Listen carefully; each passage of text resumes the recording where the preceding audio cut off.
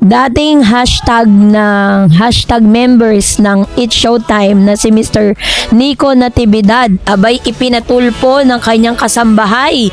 So narito po ang ilan sa mga videos, panoorin. Before that, if you haven't subscribed yet to my YouTube channel, please don't forget to like, share, and subscribe at hit mo na rin ang notification bell for more showbiz updates. Videos, panoorin po natin. Ano bang ginawa sa inyo? Siyempre, kailangan tawagan natin yung mag-asawa para patas. Okay, ano pong ginawa sa inyo? Sir, Sir Idol, gusto ko pong malinis po yung pangalan ko dahil po sa pag-post sa akin. Pinost mo kayo? Opo, sa social media. Ano pong sinabi doon sa post? Hindi ko, ito po ang sabi sa akin po kasi parang na-scam na naman daw po siya. Bakit po nasabi na scam nyo? Tumakas Sila? daw po kasi ako. Nag-advance daw po ako ng 44,000. Totoo naman, nag-advance ka ng 44,000. Nag-advance po akong paunti-unti po, sir. Pero babalik po ako sa kanila. May inayos lang po sa barangay po namin. Teka muna, umalis ka, babalik ka rin? Apo.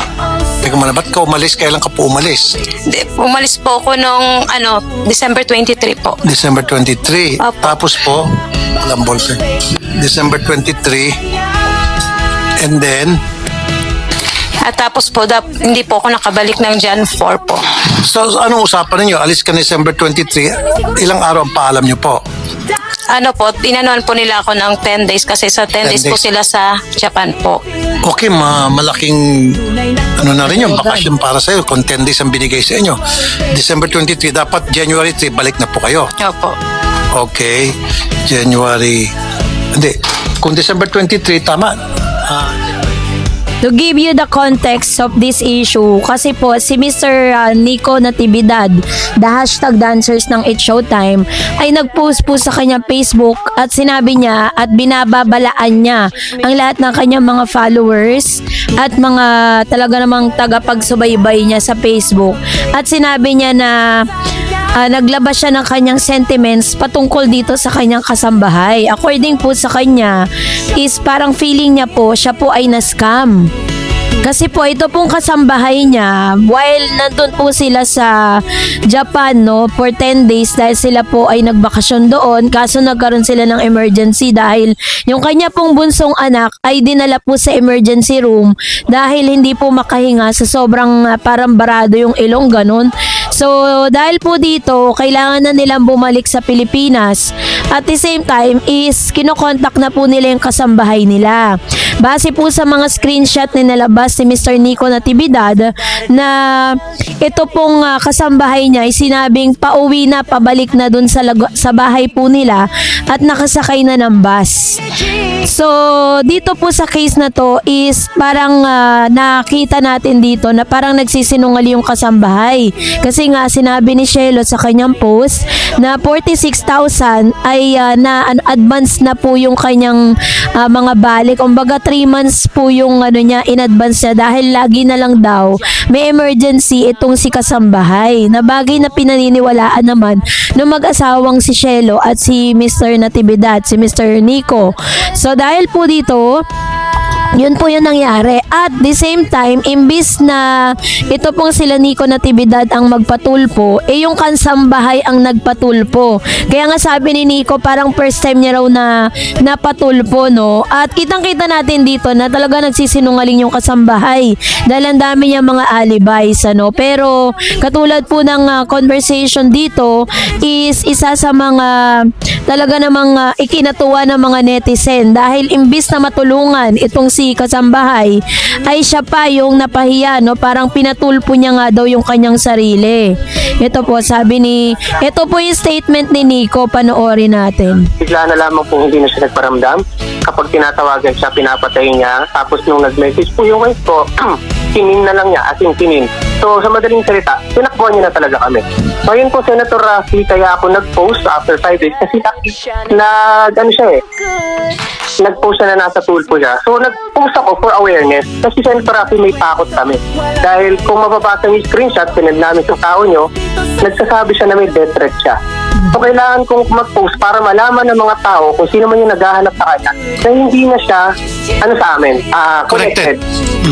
Yes. Kasi grabe, yung 44,000 na yun, ako malakas dito po, hindi niya mababayaran yan. Kasi hindi na nga po nagparamdam bigla. Kung mababasa niyo yung screenshot, ang nakalagay, on the way na siya, inaantay po siya ng biyanan ko sa bahay para umuwi. Pero hindi po siya tumuloy, wala nang isang text as in wala. So ngayon, Senator Rafi, ang tanong ko, kung talagang may plano siyang bumalik, bakit hindi siya nagpaparamdam sa amin? Nagparamdam lang siya kasi pinost ko siya. Okay, Ma'am Marian. Mukhang ikaw atang sablay rito. Parang pinapatulpo mo sarili mo. Hindi po. Sinisin mo lang daw yung mensahe nila at hinahanap ka na. Yung araw na po yun, Kasi sir, tapos ginamit mo pa kami. Sinabi mo nagpatulfo ka. Samantala hindi pa pala. Hindi po, nagpaano po kami daw sa barangay po. Kasi nagpa-picture lang po kami nung kay ma'am eh. Ma'am, Ma'am. para hindi tayo magkalituan. Yung punto rito ng inyong amo ay hindi ka nagpaparamdam. Meron kang inaalagang bata, di ba? Kaya nga ihaya. Apo. So paano naman yung inaalagaan mo? Sana man lang nagpaparamdam po kayo. Itong palugit na 10 araw, mahaba na po ito na bakasyon para sa inyo. Pagkatapos, sinisin mo lang daw yung kanilang mga mensahe sa iyo. Sana man lang, sir, ma'am, ate o kuya, pasensya na meron ako problema, binabato ang bahay ko. Whatever palusot ang pwede mo ibigay, magpalusot ka. Hindi naman nila pwedeng kontrahin yun kasi hindi naman nila nakikita. At least man lang may paramdam. In your case, wala ka rin paramdam. Ano po masabi niyo doon? Pinatay ko po talagang cellphone ko, sir, kasi inagaw po ito ni Kapitan eh. Tawagan si Kapitan. Tawagan si Kapitan. Inagaw ni Kapitan. Inagaw ni Kapitan kasi bibidyo yung... So yan ang ilan sa mga alibay no na sinabi nitong si Kasambahay, pero ang dulo nito ay imbis na tulungan siya ni Sir Rapi Tulfo ay tila si Kasambahay pa talaga yung dito lumabas na mali, kasi kung tutuusin ay mali naman talaga yung side niya no, na parang feeling kasi ni Kasambahay, lagi niya sinasabi sa interview niya na siya lang ang nagtatrabaho, tapos ang asawa niya ay PWD. So akala niya dahil dun sa mga alibay niya na yon, dahil dun sa kanyang kalagayan na yon, ay tutulungan siya ni Sir Rapi. So ito po isang malaking lesson na hindi po porket kayo po yung parang sasabihin natin na mahirap or kayo po yung kayo na po yung tutulungan dahil nakita naman natin dito yung kasinungalingan nitong pong Kasambahay. Kaya naman imbis na siya po yung tulungan, siya po ay pinaalis ni Sir Rapi dahil po sa mga inconsistent na mga sagot nito. Sa huli ay nagkaroon po sila ng agreement nitong si Nico Natividad na kailangan pong mabayaran kung ano man po yung kanya mga advance payment, dahil sabi ng katulong or Kasambahay ay hindi niya na po mababayaran yun dahil wala na nga siya sa poder nitong si Sir Nico.